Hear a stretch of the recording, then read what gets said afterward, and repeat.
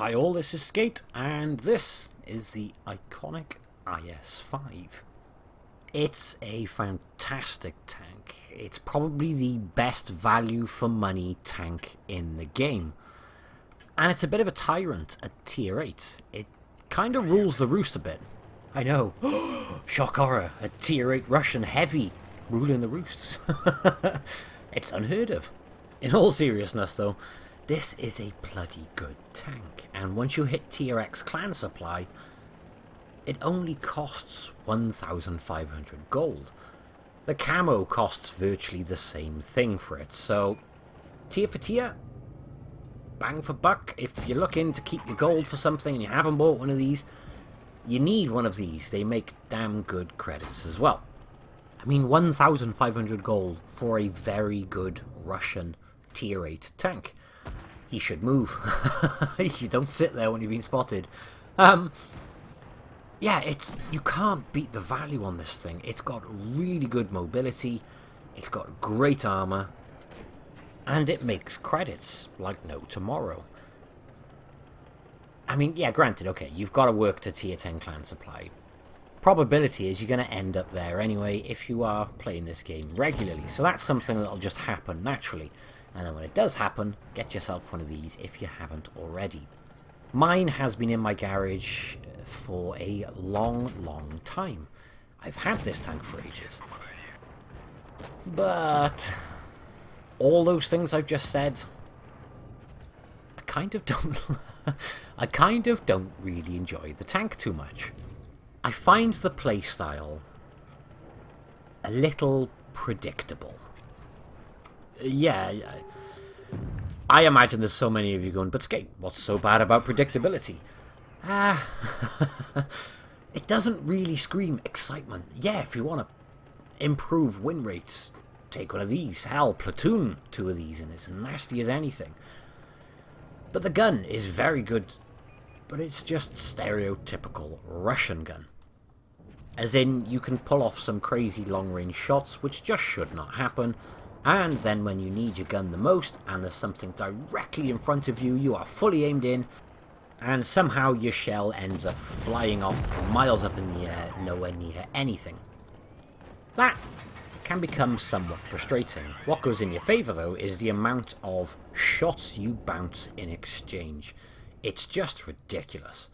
As with anything with a pike nose and lots of big juicy tasty armour plates on it, basically hide your lower plate, try and point the pike at somebody, and enjoy. That's pretty much the gist of it at that point.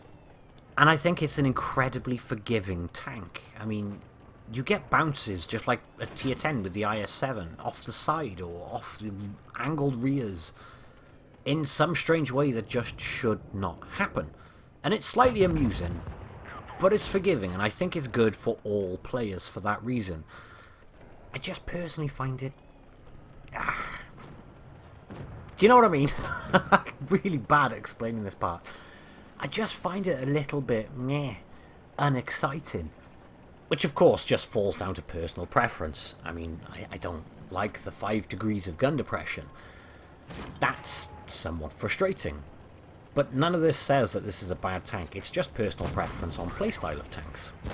Which is why, quite simply, I have pretty much every tier 8 with a 120mm gun, because I used to collect every single tank, and I have very few battles in all of them. And when it comes to tier 8, again, it's just personal preference, but I have that many tanks, I'd rather pick like a Super Pershing or something. Just because gun depression. But I was missing my mastery badge in the IS-5, so I decided, right, I want it, let's go take it out and see what happens. Well, the next game coming up kind of changed my perspective on the IS-5 ever so slightly, because it was a very fun game. I mean, it gives me everything I want in Blitz. Nice, healthy amount of damage, a nice mastery badge, a collar ban-offs, a Rasenai medal, some very close calls, and some shots which are partially RNG based, and the type of shot which annoys the hell out of the guy who got shot. A little bit of salt from the red team, not too much that it gets overboard, but just the right amount of salt, which makes it amusing. Kind of like when you're putting salt as seasoning on a chicken. If you go overboard, it's just nasty. If you get just the right amount on, mwah. Anyway, here it is. And the first thing I'm going to do is the bush, which is directly up in front overlooking. I'm going to go there. And the reason I'm going to go there first is because the IS-5 is surprisingly mobile, as we all know. And thus I can get up to that spot surprisingly quickly. And I'm hoping to spot things going past. Now, I'm not going to be sitting by here for the entire game, just hoping people will come across me. I am going to go looking for things then, because although I'm trying to get up here quickly and I'm trying to spot, I am still an IS-5, which means I do have some pretty decent frontal armor. And there's nothing more annoying than seeing your heavily armored tank camping right at the back. Hence the fact I'm not going to be sticking around here too long. We've managed to get one into that tiger as he's crossing. We've got a good indication of where some of the reds are now, which means once we have an opening, we can make our break for it. Just because I've got the armor doesn't mean you have to YOLO in like a headless nutcase and then get annihilated and blame everybody else.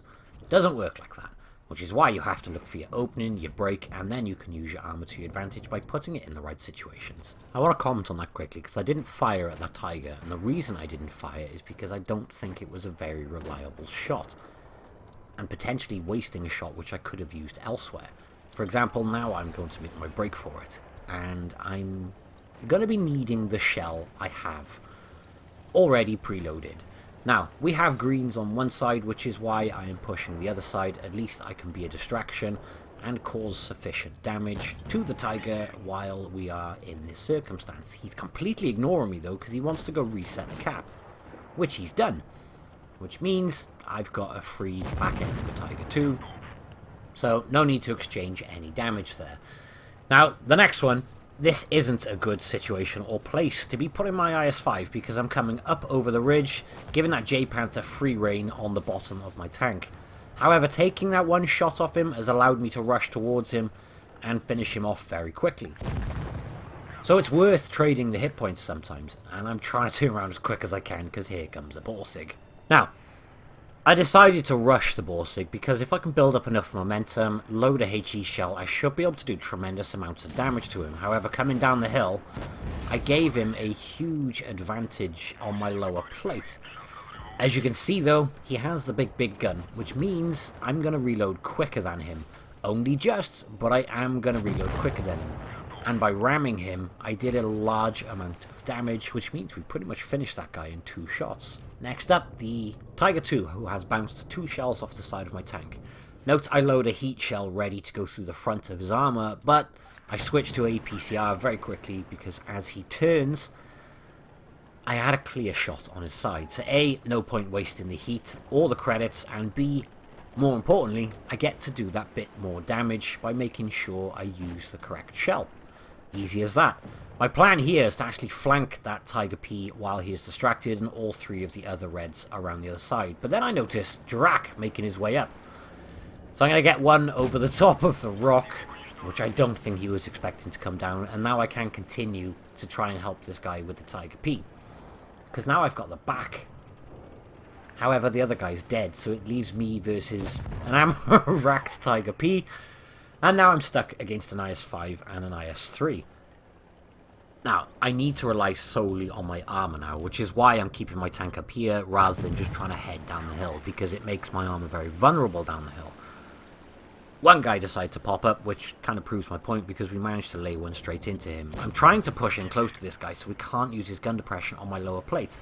By not allowing him to use the gun depression and by keeping my front plates close to him, he couldn't get a shot on me reliably, which I think is why he backed up, but it meant I could get one into him.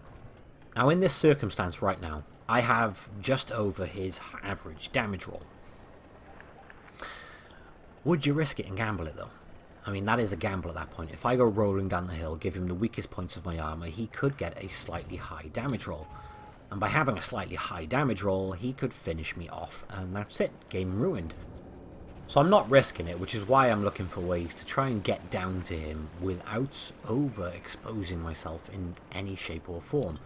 You can see though, as I'm about to come down the hill, he's working his way forward. I think he knows full well that's his prime opportune time to get a shell into me, which is why I decided to back up. By backing up here, I'm hoping if I get a little bit further away from him, I could reset my camo value, or he thinks I'm escaping. And we do reset the camo value, and he is pushing up, and here comes the money shot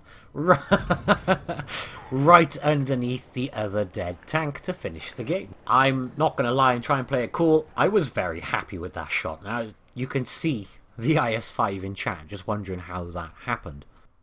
But that gave me my mastery in my IS-5, with my 4,141 damage, the Rasenai, and the Kolobanovs. It was a very fun game. And it's amazing how a game like that can kind of change your perspective on a tank. I still think the playstyle is a little bit unexciting, a little bit predictable. But when the tank is in situations like that, it can survive. And, of course, it's good fun to have games like that. Everybody likes to see a 7-kill game on the board for themselves, or everyone likes to see a Kolobanovs. That's it for this video, though. I hope you have enjoyed it. Thank you all for watching, and I will catch you in the next one. Bye-bye.